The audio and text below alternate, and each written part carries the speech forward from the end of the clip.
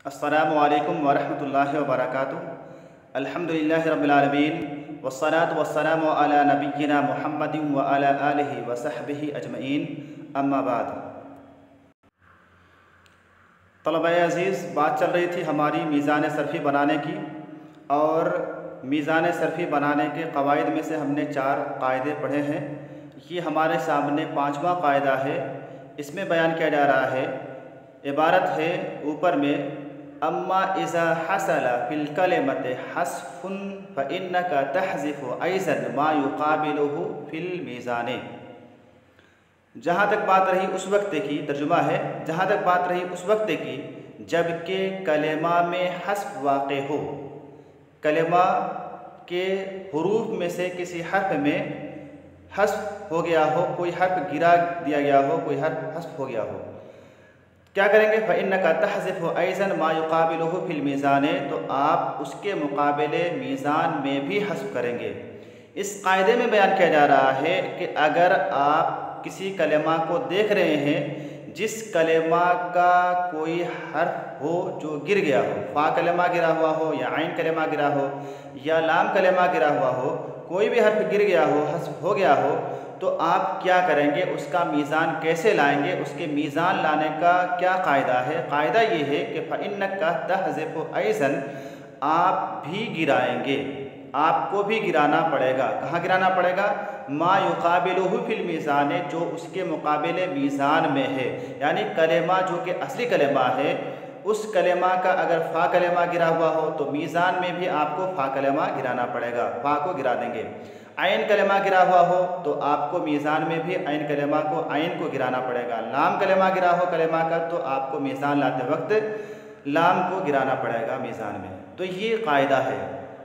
मिसालें उसकी दी जा रही हैं, कुल फुल वगैरह। दोबारा एक मरतबा देख लेते हैं क़ायदा में क्या कहा जा रहा है कि अम्मा इज़ा हसला फ़िल कलिमति हस्फ़ुन, जहाँ तक बात रही उस वक्त की जबकि कलेमा में हस्फ़ वाक़ हो, कलेमा का कोई हर्फ गिर गया हो, फ़ा कलेमा गिरा हो, आइन कलेमा गिरा हो, लाम कलेमा गिरा हो, कोई भी हर्फ गिर गया हो, हस्फ़ हो गया हो, तो क्या करना है?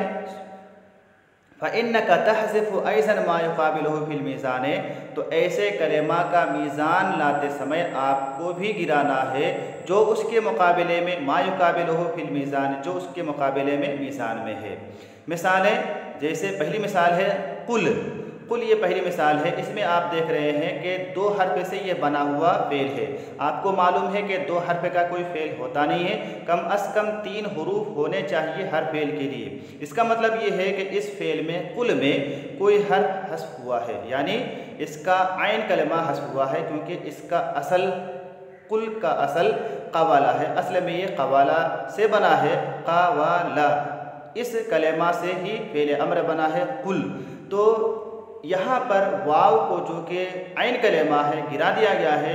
आपको मीज़ान लाते समय इस वाव के मुकाबले में जो आइन कलेमा है उसे गिराना है और कहना है कुल के वज़न पर मीज़ान फुल, ना कि उल कहेंगे और ना ही फ़ुअ कहेंगे, दोनों में से कोई नहीं कहना है, बल्कि आइन को गिराना है और कहेंगे आप कुल के वज़न पर फुल।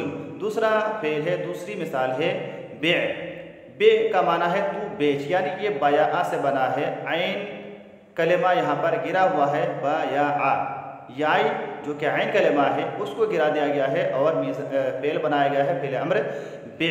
तो इसका भी आपको मीज़ान लाते समय आइन कलेमा को गिराना है और फुल की तरह से ही यहाँ पर बे कहेंगे।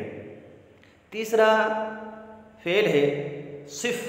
सिफ़ जो है ये वसाफ़ा या सिफ़ों से फ़ेल अम्र है, तू बयान कर। यहाँ पर शुरू में फ़ा कलेमा वाव को हस्फ़ किया गया है और सिफ़ बनाया गया है। तो आपको मीज़ान लाते समय शुरू में फ़ा कलेमा को इस्तेमाल नहीं करना है, गिराना है।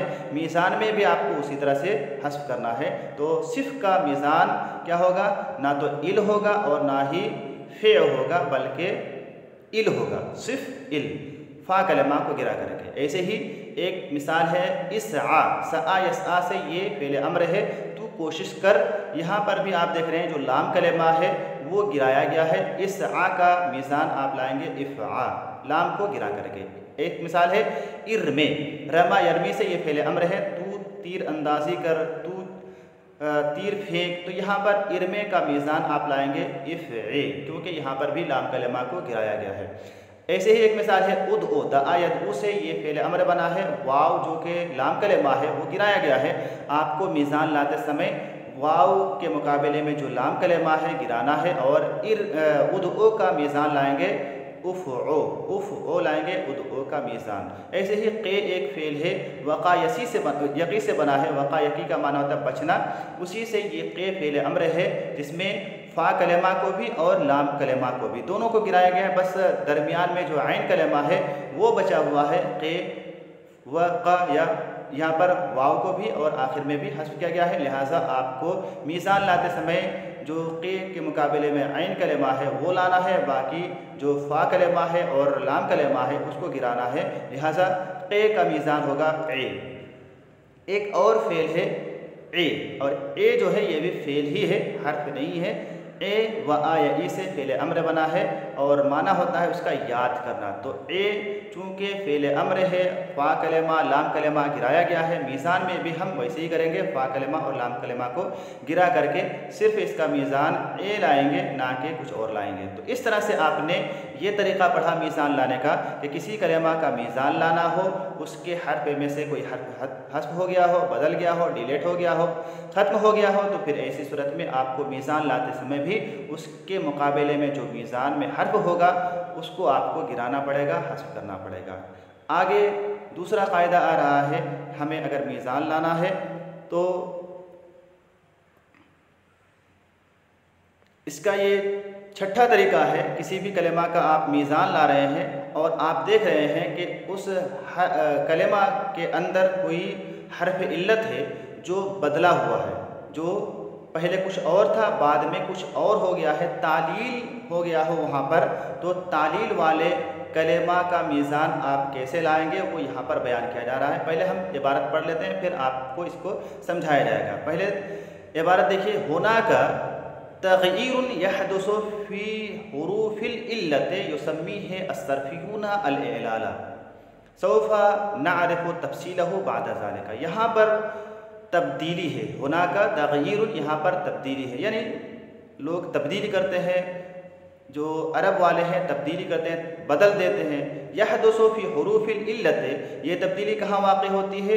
हुरूफ़ इल्लत में वाक़ होती है। हदसा यहदुसु पैदा होना, पैदा होती है हुरूफ़ इल्लत में। हुरूफ़ इल्लत आपको मालूम है कि हुरूफ़ इल्लत वाई यानी वाव अलिफ और या ये है।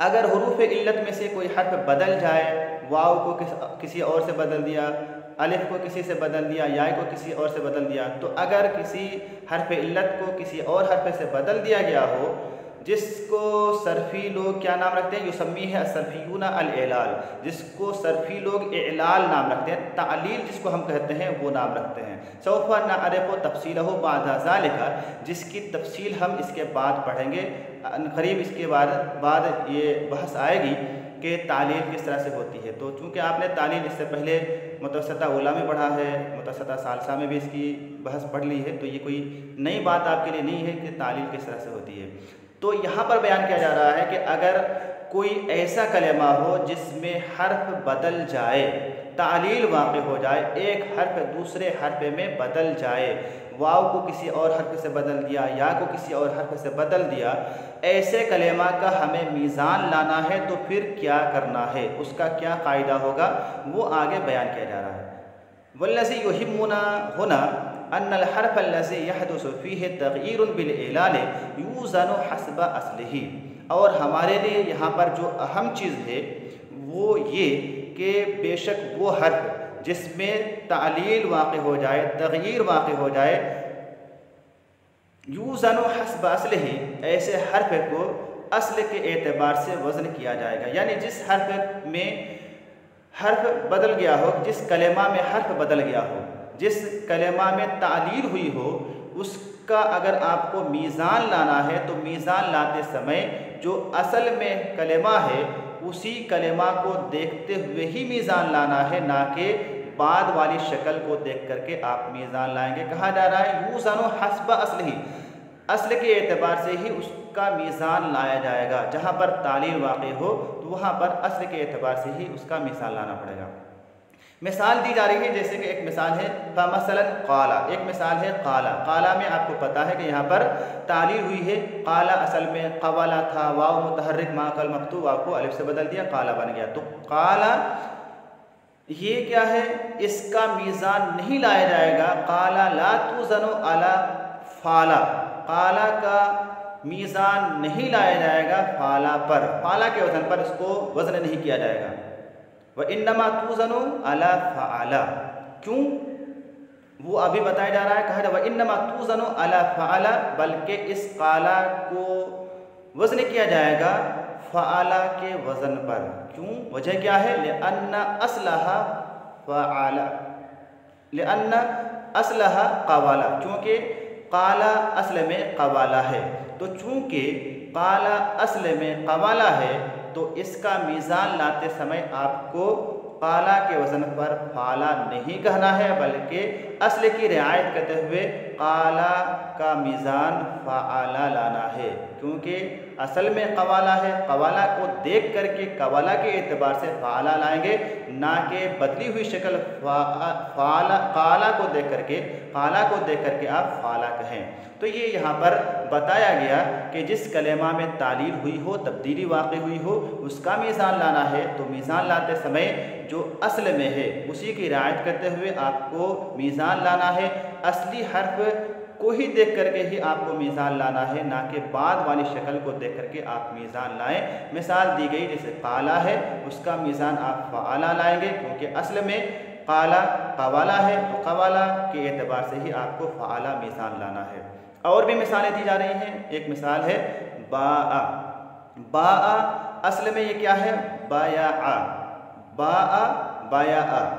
तो चूँकि बाआ असल में बाया है, मीज़ान आप किसको देख करके लाएंगे, बाआ को देख करके लाना है या असल को देख करके, बाया को देख करके मीज़ान लाना है। बताया गया कि असल को देखना है, बाआ को मत देखिए, बाया को देखिए। लिहाजा बाया का मीज़ान बाआ का मीज़ान आपको बाया के एतबार से फ़अला लाना है।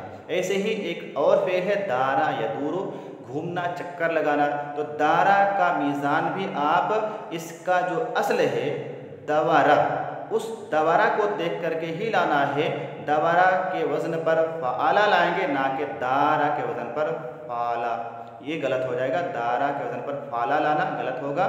दारा का मीज़ान आपको फ़अला लाना पड़ेगा असल दवारा को देख करके। ऐसे ही एक और कलेमा है दआ, दआ यदऊ बुलाना होता है, पुकारना होता है, दावत देना होता है। अल्लाह के साथ ये बद्दुआ देने का भी माना रखता है।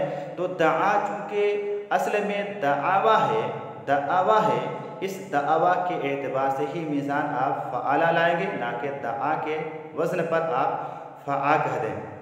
ऐसे ही एक और कलेमा है रमा, रमा यरमी, माना होता है तीर चलाना, फेंकना, किसी पर इल्ज़ाम लगाने का भी माना होता है। तो रमा असल में क्या है, रमाया, रमाया। तो इसी रमाया को देखते हुए, असल को देखते हुए आपको मीज़ान लाना है।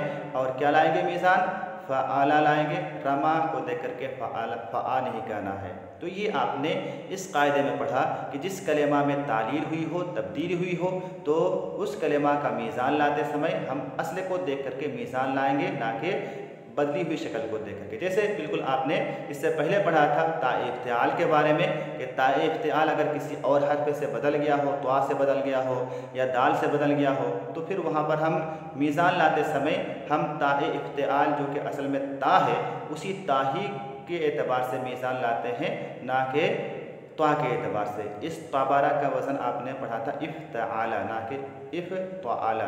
तो यहाँ पर भी वही चीज़ है तकरीबन कि जहाँ पर किसी कलेमा में तालील हुई हो तो असल के एतबार से ही हमें मीज़ान लाना है। तो आज आपने मीज़ान लाने के 2 तरीके पढ़े, बाकी और जो तरीके हैं वो हम बाद में पढ़ेंगे इंशाअल्लाह ताला। अस्सलामु अलैकुम वरहमतुल्लाहि वबरकातुहू।